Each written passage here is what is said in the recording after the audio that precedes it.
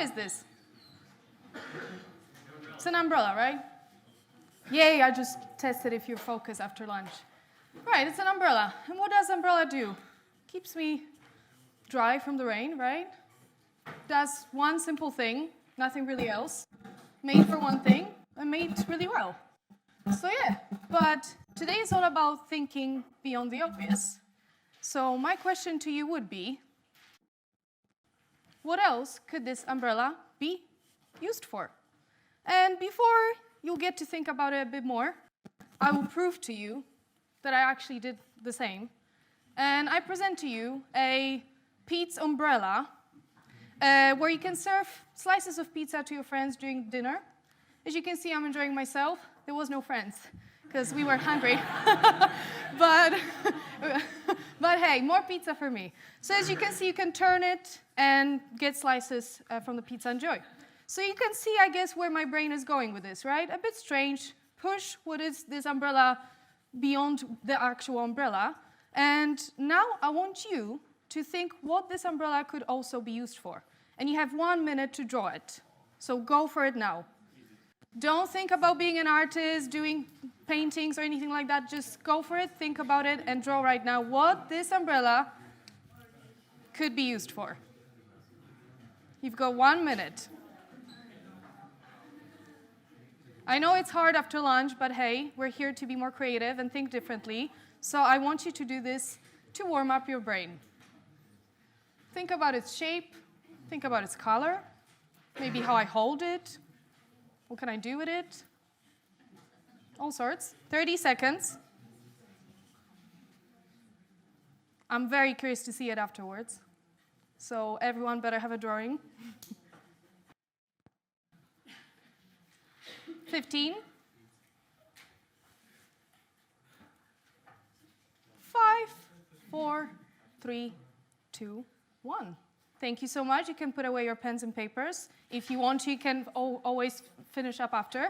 And I hope you came up with some sort of idea. I'm really curious to see. Right, so this was basically to warm up a bit our brains and think about things that are obvious in a bit different way. Why not? Because when I think about today, I think about the topic of thinking beyond the obvious and doing things differently. And then I thought to myself a bit, me as a kid, there were ordinary things and extraordinary things when I think we all have that. Some ordinary things about us and not so ordinary. So my ordinary things, I'm going to show you. I'm going to share this very painful picture with you. Why not? 99, Phantasialand in Germany, near Cologne. I don't know if you've been. Maybe someone knows. Brilliant experience for everyone but me. So as you can see, people are enjoying themselves. My mom is on the left. She's loving it. She's not even holding the bars. I'm holding the bars like it's a matter of death and life. Yeah? I am scared. I never wanted to be there. That picture basically shows my kind of me as a child. Always kind of a bit plain, you know, a bit on the safe side. Let's not do that. Let's maybe go there. Let's kind of have a safe life, looking pretty, you know. Let's say the hair wasn't as great as now. And yeah, so they just printed for me, my family, just to show me, thank you, you know, how I looked. And that's me last year. So, and my brother took that especially for me. That's me and my brother in Poland on a kind of a mountain slope going in a little cart for kids. And I'm kind of terrified, again. So 16 years apart, and I'm the same. You know, so nothing has changed really. That's kind of definitely an ordinary thing about me, this kind of safety person, a bit scared, a bit, you know, whoa. But then I thought about the kind of maybe not so ordinary things about me, because we all have them, I'm sure. So, first one that came to me, that's me at 11. Super intense picture, terrified again, playing violin for 6 intense years. And you might think, well, okay, I did jiu-jitsu even longer, or I did piano, so what's the big deal? That's not so unordinary. But you know what, when I think about it now, a kid that could go out after school and just play like everyone else outside or something like that, or dream about Leonardo DiCaprio or something, I was playing violin for 6 years, intense, almost everyday classes. And what I get from this, when I think about it now, you know, I got so much determination, I learned so many skills about if I really put my mind into something, I was really doing it. And especially as a kid, when all you want to really do is go outside and have fun. And trust me, I had a great childhood. I wasn't stuck, and kind of upset about it. I loved it, but there were times when it was really, really hard, especially when you're young and you want to do all the cool things that everyone else does. Another one. This is old school, 90s. 17-year-old, started my first business. That's me in my room looking fabulous. The first business was hand-painted pillows, personalized for anyone. So if you wanted a pillow with a bear hugging another bear or something like that, I was painting it. And it started as a joke because I just liked it. I wanted to do something else. My mom became my COO, so she was my Chief Operations Officer. And so she was sewing the pillows and I was painting them. So during Christmas time, I was getting really busy and I would come to Mom and be like, Mom, 2 big blue ones, 1 pink one, 2 cream ones on it. Yeah, so that's how we made, the production was based in the kitchen and my room. It was really going well. I got some pocket money. When I first came to London 10 years ago, I was like, Oxford Circus, here I go, and I lost all my money on the first day. But that was great. Whew. Looks like nothing, but again, when I was younger, after high school, dating or something, or going out or cinemas, I was making this kind of small business at home and I was really learning a lot. And again, something I put mind into, it was really working well, and new skills, new people, new kind of interactions. So I want to leave you kind of with a small guide on how to be less ordinary. And do bear in mind, I'm an ordinary person. First, be yourself no matter what. This is so, so important for me because if I wasn't myself all my life, even when I started what I do now and I love it, I wouldn't be here in front of you sharing these stories. I wouldn't be who I am and I wouldn't feel like a full person. And when I think about this one, this picture comes to my mind. Have you seen this, guys? It went viral this year. And when I saw it, I was like, this is the reason why I'm doing what I'm doing. Basically, you have schoolgirls doing a dress-up party to be a princess, and this girl on the left decided to come as a princess hot dog. Now, I mean, how cool is that? If I haven't seen anything cool before, that is definitely representation of thinking less ordinary. Yeah, so she's loving it, she was rocking it, she was happy, her mom made it for her, she wanted to be a princess hot dog. What's wrong about that? And she's standing out, but she's owning it, and she knows it. And all the other girls are like, no, but she's owning it. So whenever in doubt, think princess hot dog. Now, get really good at something, and I mean really, really good. So when you're really passionate about something, whatever that is, you are interested in pedigrees of dogs, you like to cook, you like to, volunteer, you like to travel, whatever that is, not even in work, get really good at it. One of the things that I do at our studio is drawing people's ideas and thoughts in a visual form. So people speak, for example, at big conferences, and we record them visually. So, for example, in the end, you come up with a huge board of people's ideas and what they spoke about, which makes people remember stuff for longer and which they can share, use as content and all that kind of stuff. And I've been doing this now for years, and I really, really got good at it. And I can say with all my open heart, I'm good. And people know that I'm good, because even when they have Natalia, we have this talk, guy is speaking for 3 minutes, we don't know even about what. I'm like, it's good, don't worry, it will be recorded, it will be fine. And it is, because I really trust my skills, and I got so good at it, just like the violin years ago, that I really know that I'm standing out with those skills, and I'm needed, and I bring value. Listen to your gut feeling, guys. There's data, and it's very important, and we speak about it, and everyone's in it, as we had heard before, but listen to your internal data, what your belly says sometimes, if you can. I do this now for years, and it really, really helps me, whether that's in personal life, goodbye ex-boyfriends, or whether that's in professional life. And whenever you have that feeling of, I'm thinking of doing something, go for it and test it. And that's what we do at our studio. For example, this is a screenshot from our website, creative things we do when we have too much time. Sounds a bit maybe light-hearted, yes, but we basically put ideas together if we feel like there might be something to it. So as you heard, Doodleledo now is running in 20 countries and is basically creative drawing meetups for anyone that says, I can't draw, which I hear all the time. So I decided, well, you don't draw because you just don't practice it. If you start practicing it, like anything else, you'll be better at it. So let's try and put it together. And I was really growing, getting more momentum.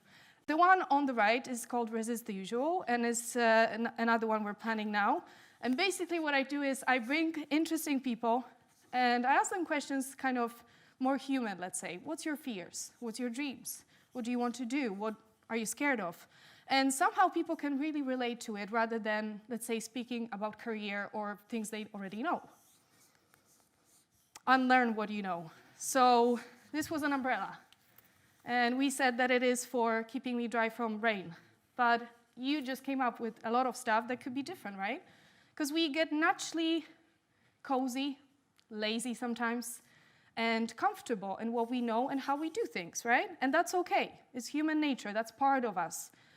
I have the same yogurt every day in the morning. Wow, right? But if we try to do things in a bit different way sometimes, let's say maybe I'll talk to this person instead of that person, maybe that person will help me. Or if I go this way today instead of this way to work, that might be a nicer walk. Or, even bigger things like if we put this into practice, maybe we'll get out more in our work. Looking at this picture, imagine if all these sheep that you can see there walk through, instead of just these two tiny gates, because that's what they used to, they actually would walk through the entire land. Because you can see on this picture exactly what I'm talking about, the habit of doing things always the same way. So this sheep was taught that we go always through these two gates.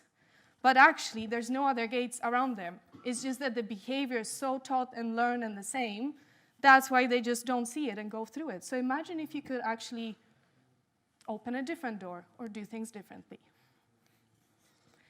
Something very important for me, it's not about you. It's a quite personal one, but I think we're already friends, why not? So I'm going to share it. I used to be more kind of talking about myself when I interacted with people.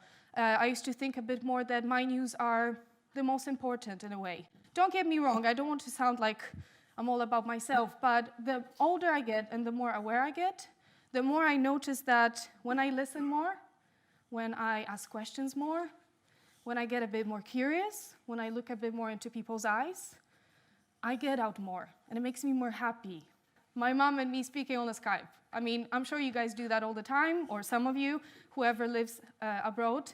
Something we do quite often. Here you can see my mom showing me her new puppy, and I can't just take it. I'm so in love with it. I would like to be there. So these, little moments in life. But in the past, sometimes I would notice that, for example, if my mom shared some news from school or something where she teaches, maybe I would do some emails on the back.